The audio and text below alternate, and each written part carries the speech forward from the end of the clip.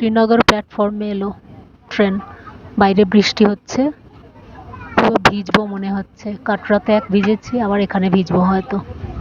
চলুন বাইরে গিয়ে দেখাচ্ছি।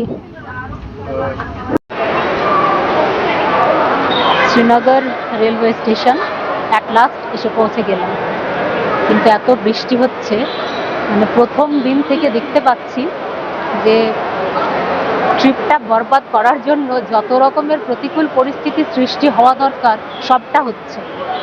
মনে হচ্ছে যেন মর্নিং শোজ দ্য ডে, মানে এই ট্রিপে বৃষ্টিই পাবো শুধু।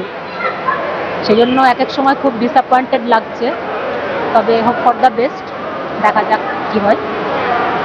সো এখন Srinagar railway station. Srinagar railway station, এখানে ভারতের জাতীয় পতাকা।